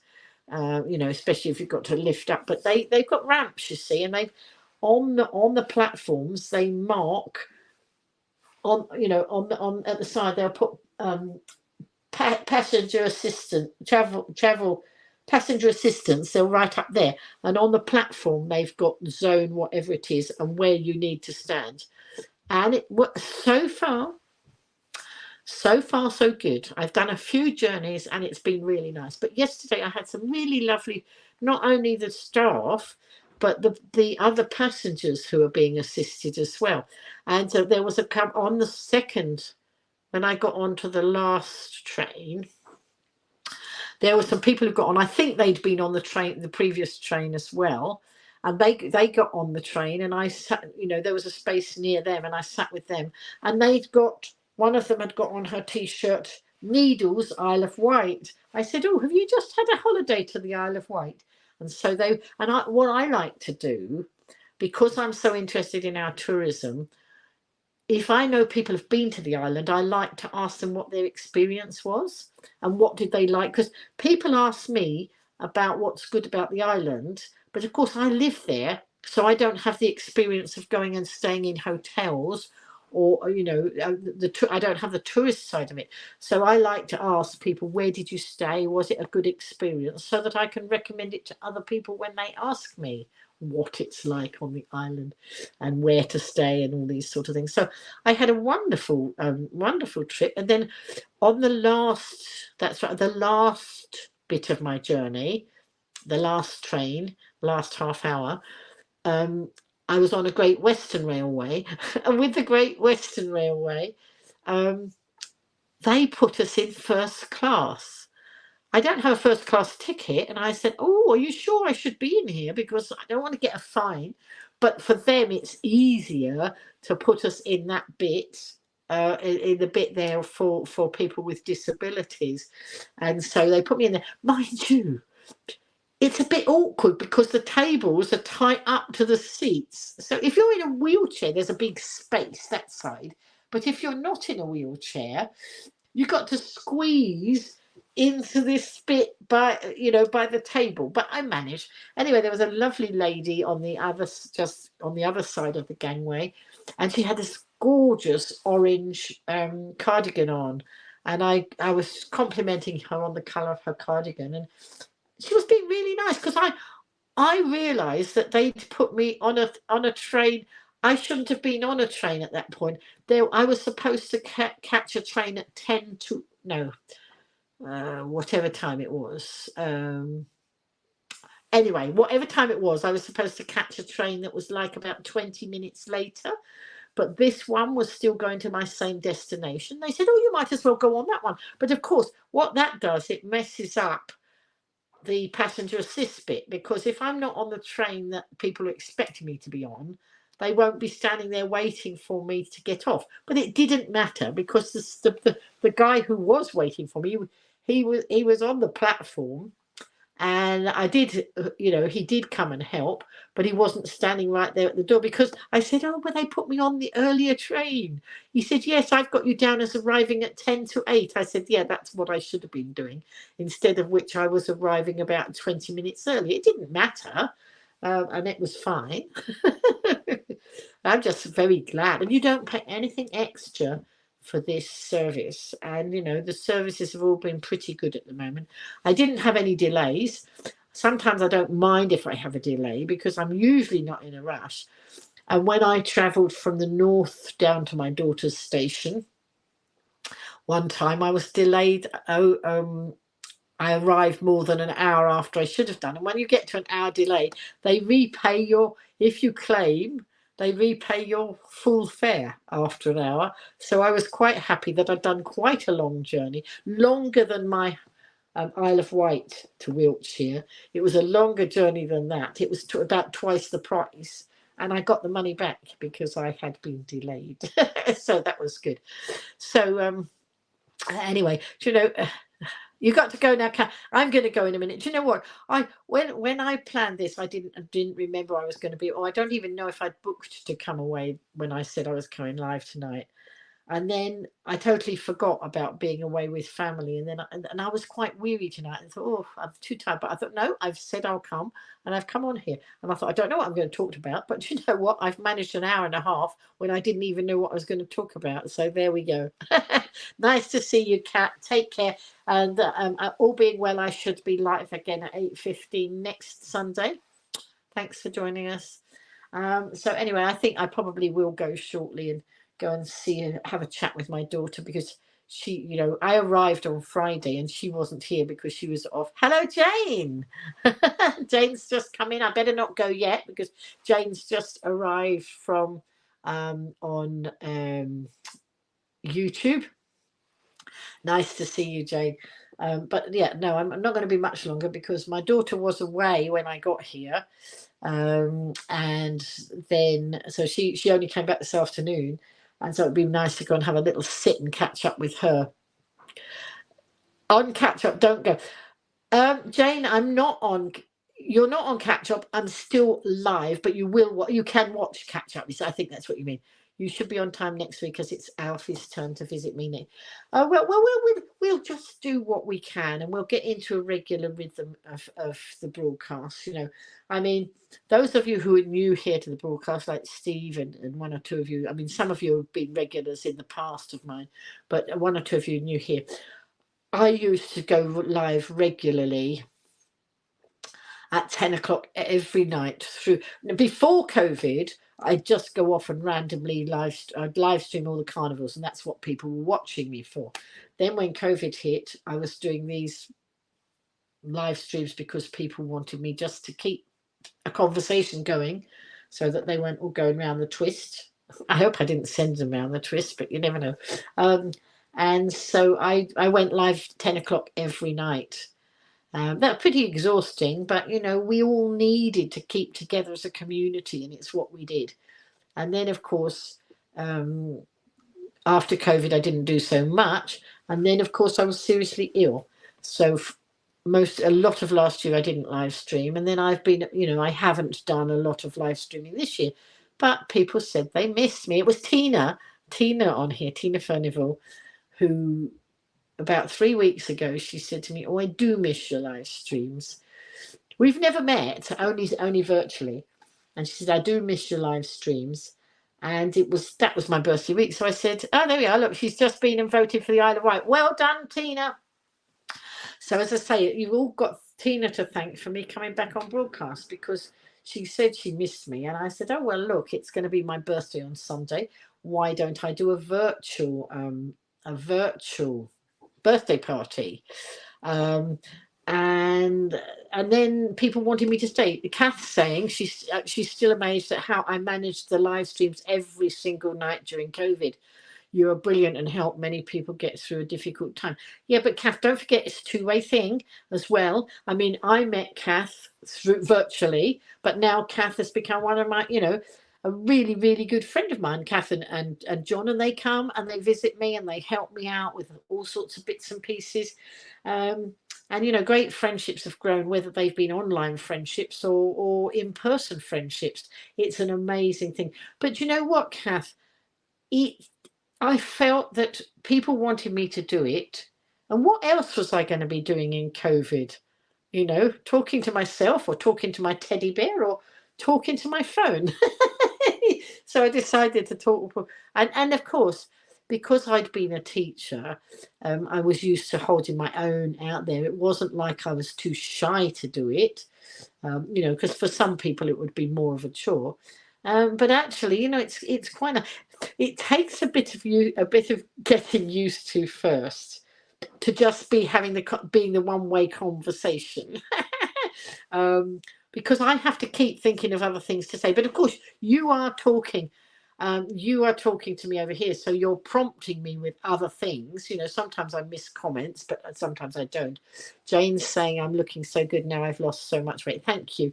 I got to my 3-stone award and then I had a bit of a blip, but I'm back on track now. I couldn't understand why I'd put on weight, and then I checked I scanned some of the products, and some of the products that I thought had a certain sin. You have to count sin values of some of the food, and one or two of them that I thought were half a sin were actually one sin. So I was doubling up there. So I did put on about extra 3 or 4 pounds. And I'm honest, I'm not saying, I've lost 3 stone. I got my 3-stone award, because I did get my 3-stone award, and then I put a bit on, but I've got to go back again now. But I do feel a lot better, obviously, for losing the weight.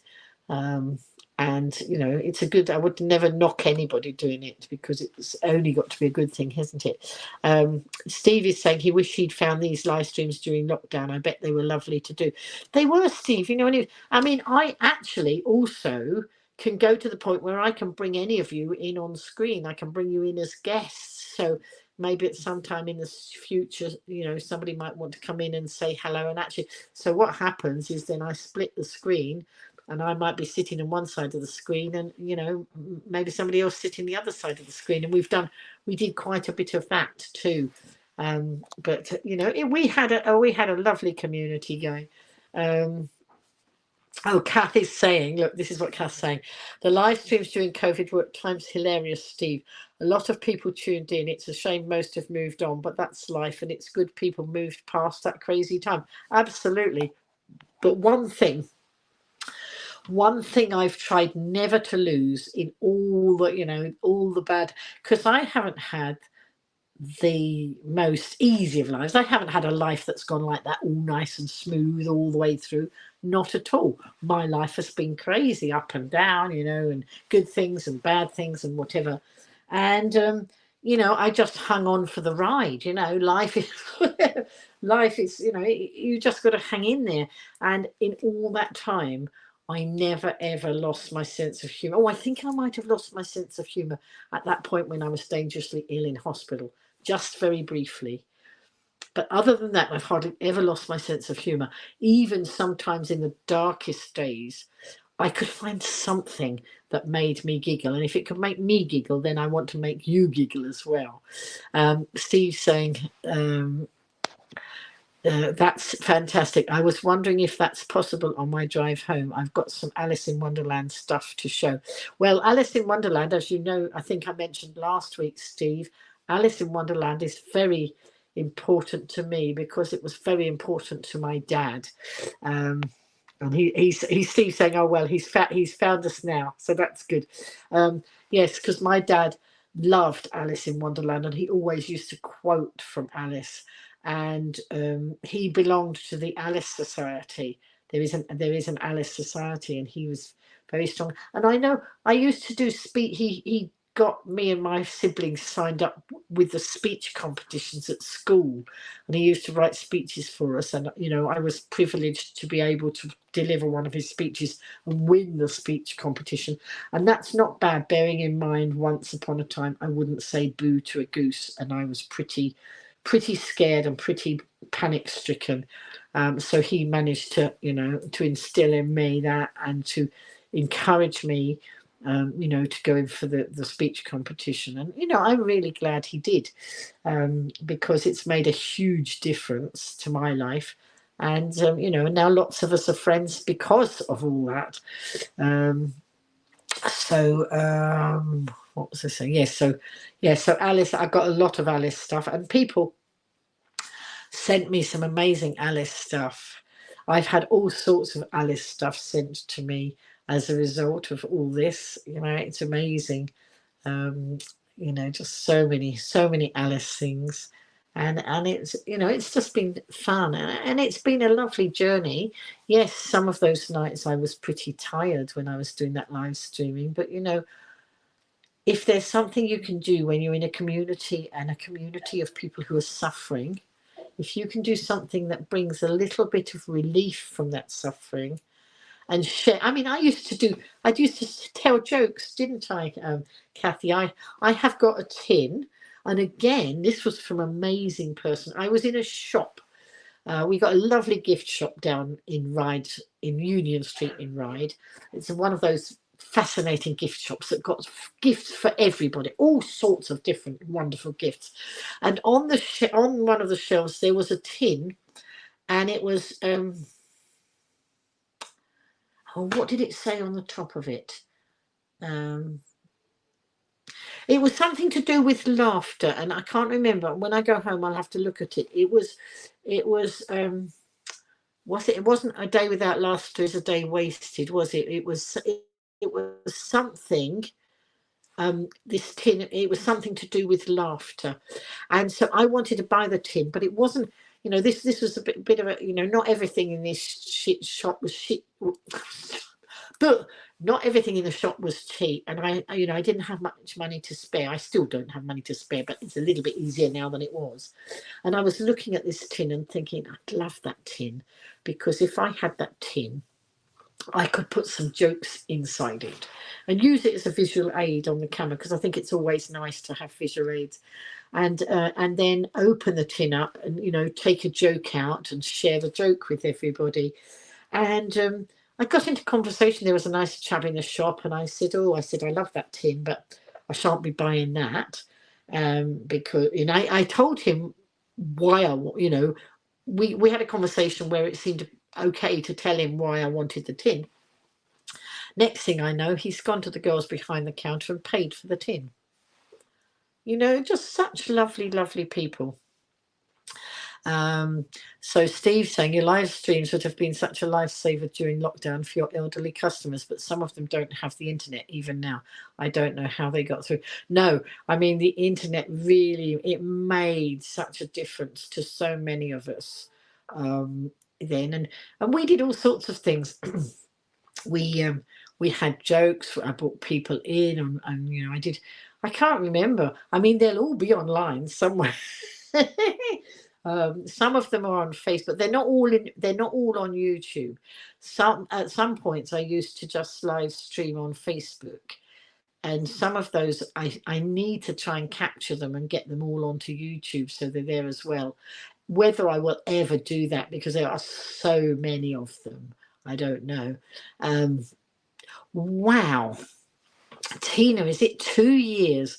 So Tina's saying, let me put her comments up here, because Tina's one of our lovely people. She's the reason I'm live streaming again now. But she's put, her husband passed away 2 years ago, and I can't even believe it's 2 years. Tom, it's okay if you've got to go. Don't worry. Oh, oh, my daughter's just come in. Look. Hello, Mum. She's downstairs. Hello, Mum, Granny Love, Natasha, and hello, Mum, stroke Granny. Love from Natasha and Charlotte. They're downstairs in the lounge. I'll go and see them in a minute. But let's go back to what Tina was saying. She's saying her husband passed away 2 years ago. She took it very hard and it affected her mental health. She's still struggling now. She gave up on everything. But since your live last week has got me knitting again. Oh, wow, Tina, that's amazing. Knitting again, which you haven't done for 2 years. Your live really picked me up. So thank you. That's amazing, Tina. And thank you for sharing it. Look, my daughter's asking me if I want a cup of tea. No, darling, can I have a cup of coffee and can I have some hazelnut drops in it? That would be lovely. Look, isn't this, what sort of service is that? My daughter down there. And look, Steve is saying hello to you, Tasha. Look, hello, Natasha downstairs. I'm going to call her Natasha downstairs from now on. Oh, but you can have such a giggle like this, can't you? They don't actually watch many of my live streams because they get me live too much, too much of the time. They don't. But one day they have got a TV in their kitchen, but they don't use it very much. And one day they happened to have it on, and they actually started joining in my conversation. Oh, look, Steve is saying, her new name. So that Natasha downstairs. And she's doing an eye roll. Dear, oh dear. Dear, oh dear. But, she knows her mum's mad, but she still wants me to come and, help her out and do granny duty and whatever. I love being a granny, can you tell? So I have grandchildren ranging from nearly leaving school to the youngest one just started nursery this week. So I've got 6 grandchildren from 3. The youngest is 3 and the oldest is 17 and a bit, 17 and a half nearly, I think. Yes, so quite a range. They keep me busy and I love it. And, I've just been knitting for the 2 youngest. I've been knitting them fairy dolls because I saw them here at my daughter's a couple of weeks ago. And I let them choose out of my knitting book what they wanted me to knit. So I'm just on the 2nd fairy doll. With lots of sparkle. And when I've put it together, I need to find, I don't know whether it's here somewhere, but I need to find, I've got a needle for sewing up the knitting. It's got one with a big eye. And I don't know where it is. But if I find it, I can then sew up this fairy doll and get her stuffed. And make her, but at the minute she's flat as a pancake because I can't find the needle. Literally just booking uni open day. Look, there we are. Look, she's literally just booking uni open day. So that's for the big girls. So I say girls because we have twins. She has twins. So, I waited a long time to be a granny, or a fairly long time. I wasn't that young a granny. I'm not moaning. That's how life is. But she did me proud. Instead of producing 1, she produced me 2 so we could catch up a little bit, So she's got 4 children and my oldest boy's got 2 and my other boy hasn't got any yet. So there might be more to come. Who knows? Jane's saying she's just had 4 lovely days on grandma duty for your 9 and 11-year-old grandchildren. And you've got 9 altogether. So you're ahead of me. I've got 6. So maybe if the other one, does have some, then, Oh, Tasha's saying, she's saying, I wasn't that old a granny. No, but I was late 50s. And some people are grannies much earlier than that. I'm not moaning, darling. I'm not moaning. It's everything comes to she who waits. Well, it did in this, not always, maybe it doesn't, but for me it did, and when it came I was really pleased. And also I've got a tin. I didn't bring it this time. I'm going to start bringing it again. I've got a tin again, like the one where I used to put the jokes in. It's just a metal tin, but this one is granny treats, it says on the outside, and I need to bring it and then bring the grandchildren some treats in the in the tin. What do you think of that? I need to pack that every time I come and bring them a nice little treat. I remember my granny used to give me treats when I saw her, so I should do that. I mean, usually they say, "Oh, Granny, while you're here, can you sew up this hole in this jumper for me, or can you fix this for me?" Although one of the grandchildren is very good at sewing anyway. Jane says she was 64 when she became a granny. Wait a minute, let's have a look. She was 64. No, so I was late. Well, you do the maths, folks. I'm 74 now, and my twin granddaughters are 17. So, yeah, it sounds lovely. It is lovely, Steve. It is really lovely. We, our family, we've always liked getting together and having parties and that. And my mum and dad, had wicked sense of humour too.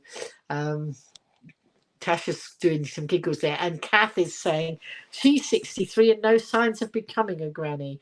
Very sorry. I tell you what, do you want to borrow my grandchildren? Oh dear, oh dear. I'll have to knit you some dollies, and you can have them as grandchildren. They wouldn't cause you any grief, would they? But I think you'd like the real thing, really.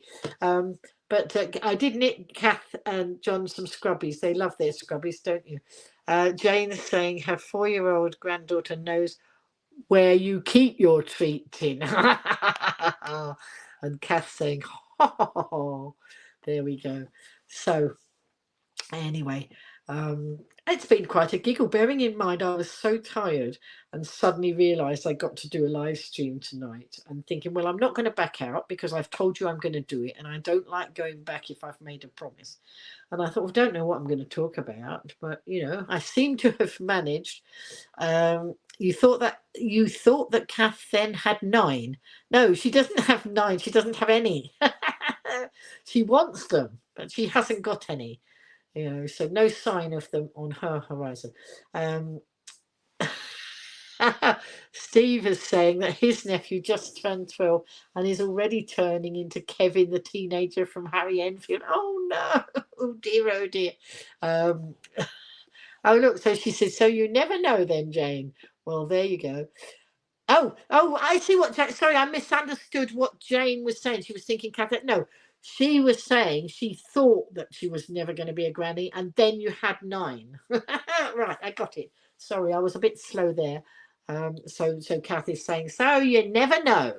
It might be like, well, certainly with my family, it was like the buses. You don't get any, and then 2 come along at once. And when so my daughter, when she was expecting, she told me that she was expecting a baby, and that was lovely. And I was so excited, as you can imagine. And then she was going for her scan, and I said, well, ring me when you've had the scan and let me know. And she happened to ring me as I was just sitting down in the front row of the theatre. Oh, I've forgotten the name of the theatre, but the theatre here on the island. I was in the front row of the theatre, and it wasn't a show. It was somebody was doing a lecture or something like that. And I was sitting down, and she rang me, and she said, "Mum, I'm expecting twins."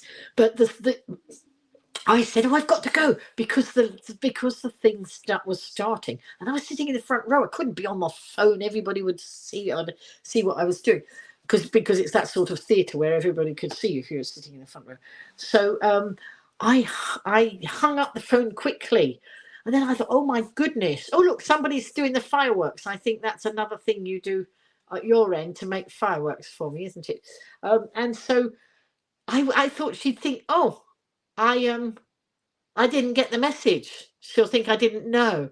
And so I had to quickly send her a text message saying, "I heard your news, but had to cut you off because the meeting started." So anyway, it was just lovely. I mean, it was a worrying time because she oh, she's just appeared. I wonder if she'll come and say hello on camera. Come and say hello. Here comes my coffee, folks. This is service. Come and sit over here. She's a bit shy. She's a bit look, she's passing the coffee over, and oops, that's hot. She doesn't want. Come on, come around here. Come and sit here. Come on, Charlotte. Oh no, Charlotte doesn't want to. Right, come here. Well, Tina's got 23 grandchildren and two great. That's my daughter said that's just greedy.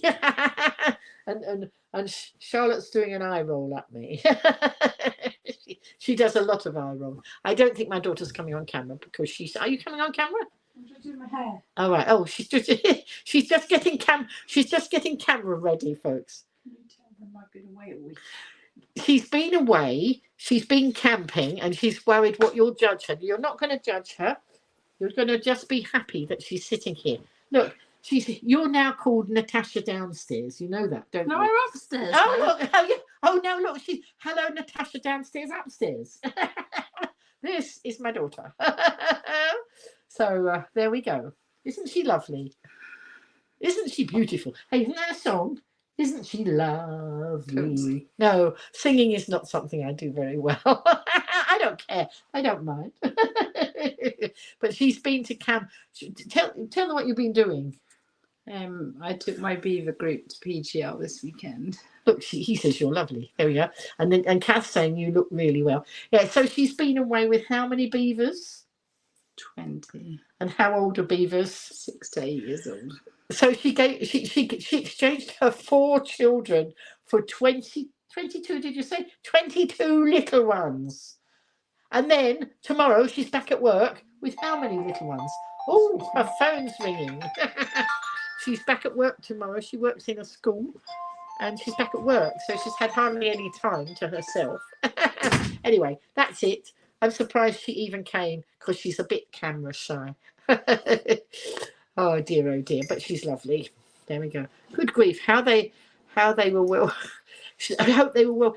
Well, I think they weren't too badly behaved. And what they do is they give them loads of activities to keep them, to keep them going and all that. But it had been wet, but I don't think they got too wet. They'd been doing some no, the other 2 children went kayaking. They have been on a lake doing some sort of water sports because they ended up in the lake. That's right.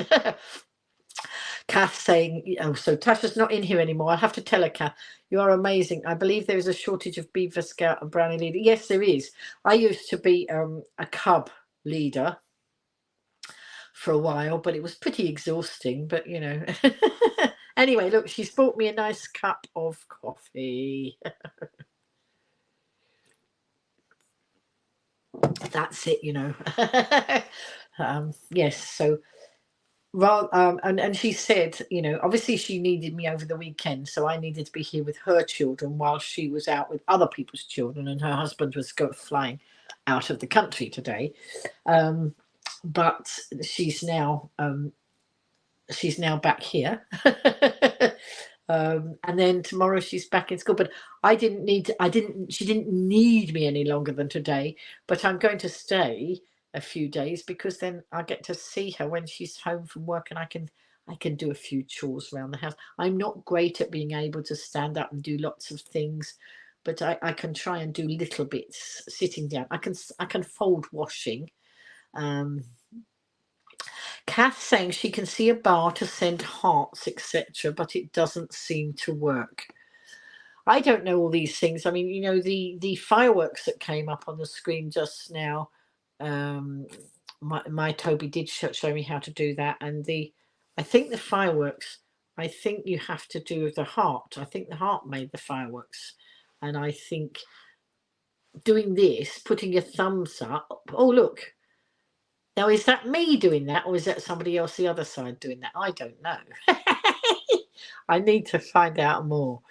But yes, Steve's saying, hope they were well behaved. We are gluttons for punishment in our family.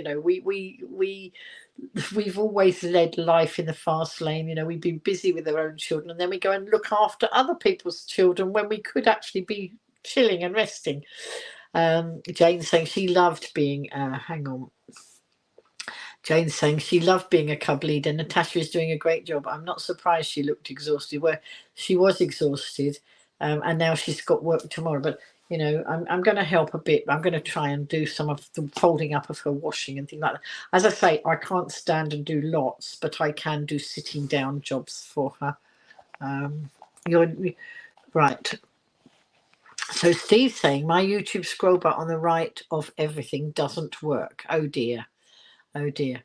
And Kath saying you can show me how to do it. See you next Saturday if possible. Yes, I will. So Kath and John and Kath and John come round to my house, and they're wonderful, great friends, and they help me with chores around the house. I mean, John's a whiz with a screwdriver and those chores that, you know, living on my own, it's very, very difficult, but he's been an absolute whiz with some of those things.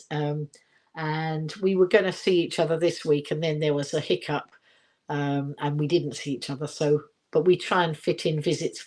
No, they try and visit visits to me. I can't go to their house because it's right the other side of the island, and it would take me forever to get there. And I don't know if a bus goes anywhere near where they live, so they come to see me, and that's really nice. And you know, we have a good old chat. We put the world to rights, and John is very good at putting IKEA doors onto Kallax units, amongst other things. He's very good at lots of things, but you know, and they're just great friends. So, Kath, it's a date. See you next Saturday. Yes, I will be back. I will be back before Saturday. I'm going to be back. I will be travelling on Thursday, I think. I think that's what I've got organised. Back in time for Slimming World, unless my train is delayed. And when I get back to Slimming World, I'm hoping that I've removed the pounds, or some of the pounds that I put back on again after I got my 3 stone award. And I wasn't deliberately I was naughty one day when it was just my birthday. But after that, I don't know why it went wrong. You know, occasionally things don't quite work out, but I'm not beating myself up, because the fact is I've still taken off more than 2.5 stone. So I just got to, you know, sort it out now, and I've got my head around it again. So yeah, that's good. And what's nice is that when I'm staying here with Tasha, she's doing Slimming World as well. So she makes sure there's the right sort of food in for us, you know, so that we can stick to plan. So I want to be back for Slimming World on Thursday, because we've got a new consultant taking over our group, and it will be really nice to be there for his launch night.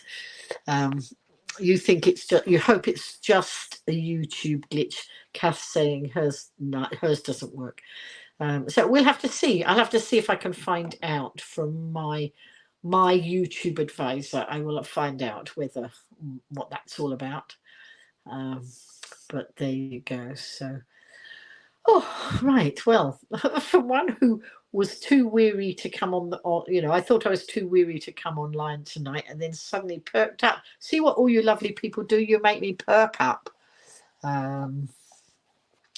Cass saying hers has never worked. Steve saying, oh, it's a YouTube thing then, Kath. I expect it'll be corrected at some point. And Cass saying hers has never worked. So Steve is saying, oh, so we don't know. They're putting all the little emojis on as well. I love it. I love seeing all the emojis. Talking of emojis, how many of you watch Richard Osman's, now what's the program called? House of Games, is it? I always want to call it Game of Thrones, and it's not Game of Thrones or whatever. I always get in a muddle. I think it's called House of Games. It's on BBC Two, and he has 4 contestants in the studio every day of the week, and they compete against each other, and then he gives a prize each day of the week, and then on the last day he gives a trophy, and some of the times they have to replicate the name of a book or a film or something like that by using just emojis. And sometimes they're really good and sometimes they're not. Cat's off now. I'm going to go in a minute because we've been just 3 minutes over the 2 hours. And Kath saying that, everyone, lovely to see you, Lynn. Enjoy that coffee before it goes cold. So I think I will. I think we'll do a wrap up now, and then I can go and join my family rather than my family have to come up to put their head round in the bedroom. So thank you so much, everybody who's joined me for this evening. And God willing, I will be live streaming again next Sunday evening. So do pop the date in your diary if you'd like to come and join us. And I think 8:15 sounds like a good time. I have to check the Strictly Come Dancing results program, but I think it's going to be about 7 o'clock. I think somebody said it was going to be about 7 o'clock, which means it should be over by 8:15. So if anybody can advise me or I can find out, then I will set my broadcasts up to miss that, so that we can watch the Strictly results and then come and discuss them. The Strictly results are discuss. So we will do that. So folks, have a lovely, lovely week. And do keep in touch on the old socials. I put up as many bits and pieces to make you laugh up there as I can, or whatever. I should continue doing that. And for now, I'm going to say night night, and I'm going to drink my coffee, and I'm going to go back downstairs and join my family. Thank you, everybody. See you soon. This is where I can't switch off the camera because my long nails prevent me. Somebody's doing thumbs up there. Prevent me pushing the end button. Right, now we're going. Bye.